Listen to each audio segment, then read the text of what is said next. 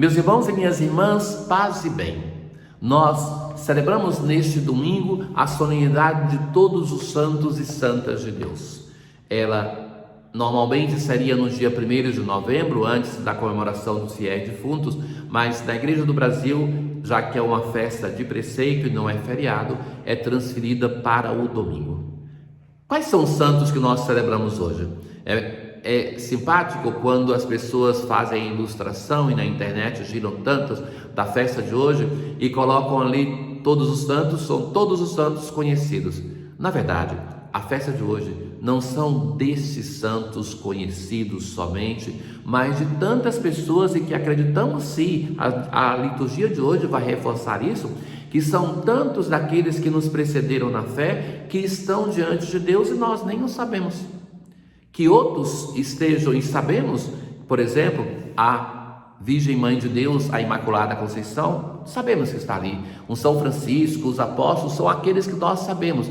Nós hoje celebramos na liturgia tanto dos nossos irmãos que estão diante do trono de Deus, estão diante de Deus e nós nem sabemos que eles passaram por esta vida, foram esquecidos, que às vezes nem os familiares consideraram uma pessoa santa, uma pessoa de Deus.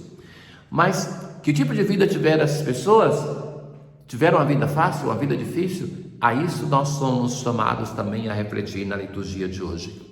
Na antífona de entrada, alegremos-nos todos no Senhor, celebrando a festa de todos os santos. Conosco alegram-se os anjos e glorificam o Filho de Deus.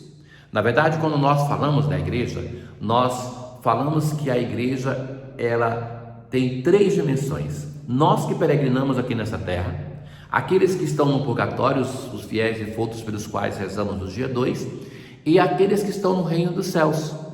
Então, aqueles que estão na igreja triunfante. Então, a igreja militante que caminha aqui, a igreja padecente do purgatório e a igreja triunfante que está diante de Deus. E que tudo isso junto, a oração de um pelos outros, é a comunhão dos santos. Então nós aqui, nós podemos receber as graças que intercedem por nós na igreja triunfante e podemos interceder pelos irmãos que estão no purgatório. Os que estão no purgatório podem receber as graças através da igreja peregrina e da igreja triunfante. Não podem mais nada fazer por si mesmos, precisam da nossa oração. E aqueles que estão no reino dos céus não precisam mais da nossa oração, porque já estão na salvação, mas podem sim interceder por todos nós. É esta comunhão de graça que se chama a comunhão dos santos. Do Apocalipse de São João nós temos a primeira leitura. Recordemos que o Apocalipse é escrito em um momento de grande sofrimento da igreja. É a perseguição de Domiciano, que muitos eram martirizados entre os cristãos porque não aceitavam de adorar o imperador.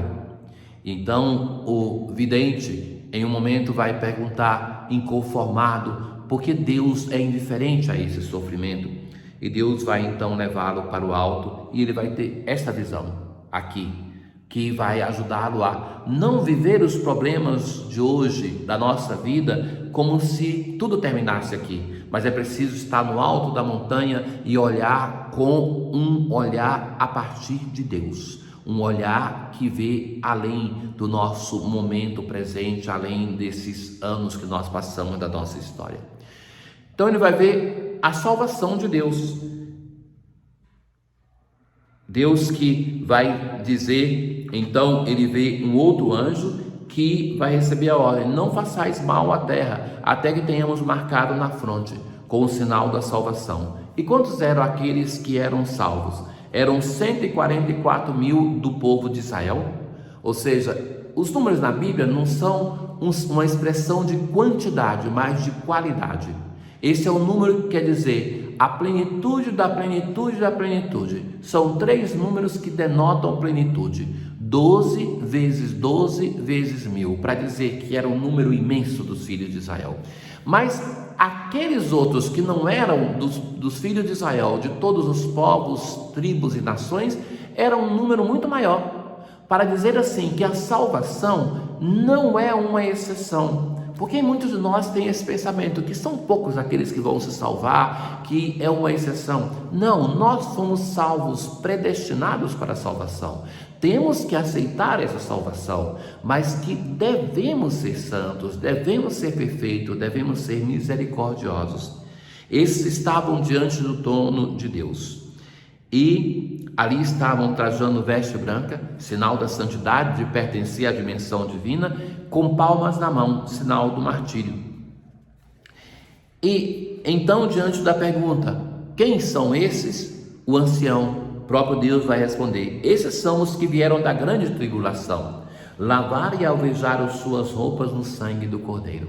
Vieram do sofrimento, vieram da fadiga, não tiveram a vida cômoda, como muitas vezes pensamos erroneamente dos santos. Lutaram para serem fiéis, assim como nós devemos lutar. A santidade não se faz por osmose, por comodidade, mas numa opção de luta para vencer o mundo, para que a glória de Deus se manifeste em nós. O salmo responsorial de hoje: ao Senhor pertence a terra e o que ela encerra. Quem subirá até o monte do Senhor? Quem é que pode estar diante de Deus? Quem é santo? Quem tem mãos puras, inocente o coração, quem não dirige sua mente para o crime. Sobre este desce a bênção do Senhor. Da primeira carta de São João: vede que grande presente de amor Deus nos deu, sermos chamados seus filhos, e nossos somos. Porque somos filhos, nós podemos ser santos, porque nós temos a semelhança com o nosso Pai. A santidade é esta semelhança com Deus, porque nós devemos ser santos como Deus é santo, como o Pai é santo. É Ele que é modelo de toda a santidade, e Ele age em nós através do seu Espírito para que essa santidade seja possível. Vinde a mim todos vós que estáis cansados e penais a carregar pesado fardo, e descanso eu vos darei, diz o Senhor. Hoje, o texto do Evangelho é um texto daqueles que move o nosso coração, que nós temos simpatia. É o Evangelho de Mateus, e Jesus sobe no alto de uma montanha. É o Sermão da Montanha, o início do Sermão da Montanha. Jesus sobe na montanha como Moisés sobe na montanha. E ali então ele começa a comentar, depois desse sermão, desse início do sermão das bem-aventuranças, a comentar a lei mosaica. Como o Evangelho de Mateus é escrito para quem conhece o Antigo Testamento, Jesus é proposto como um novo Moisés. Mas nós muitas vezes, quando ouvimos esse texto, quando pensamos na bem-aventurança, nós nos detemos somente na primeira palavra: bem-aventurados, ou felizes, ou beatos. E não vemos a exigência que tem nessas palavras de Jesus, porque na verdade nós temos aqui como exigência de felicidade aquilo que muitas vezes nós não desejamos humanamente para a nossa vida. Bem-aventurados os pobres em espírito, aqueles que têm uma vida pobre, independentemente da condição social que tem. Porque alguém pode ser socialmente, economicamente pobre e ter uma conduta de rico, mas também o contrário é possível. Claro que não é banal de pensar assim, que podemos nos enriquecer de bens e ter uma dimensão de pobre. Se a riqueza nossa não se torna partilha, nós não somos pobres de espírito. Lembra de Zaqueu, lembra de tantos outros no Evangelho, que no encontro com Jesus partilham os seus bens com os pobres. Bem-aventurados os aflitos. Por que me afligir? Por que chorar? Porque aquela pessoa que encontra com o Senhor sofre com o sofrimento do mundo, com o sofrimento dos irmãos, sofre na saudade do encontro com o Senhor, como a corça que suspira pelas águas correntes. O Senhor nos chama a trabalhar pela justiça, a sermos mansos, misericordiosos, a cultivarmos a pureza, a promover a paz, a aceitar que, em sendo cristãos, seremos perseguidos, injuriados, caluniados, mas se isso acontece por causa do reino de Deus, por causa de Jesus, alegrai-vos e exultai, porque será grande a vossa recompensa nos céus. Assim viveu o Senhor Jesus, assim viveu cada santo, aqueles que nós conhecemos, aqueles que nós não conhecemos, e essa é a proposta para todos e cada um de nós. Deus eterno e todo-poderoso, que nos dá celebrar numa só festa os méritos de todos os santos, concedei-nos por intercessores tão numerosos a plenitude da vossa misericórdia. Tenham todos um bom domingo, uma boa festa de Todos os Santos. O Senhor esteja convosco, Ele está no meio de nós. Abençoe-vos o Deus Todo-Poderoso, o Pai, o Filho e o Espírito Santo. Paz.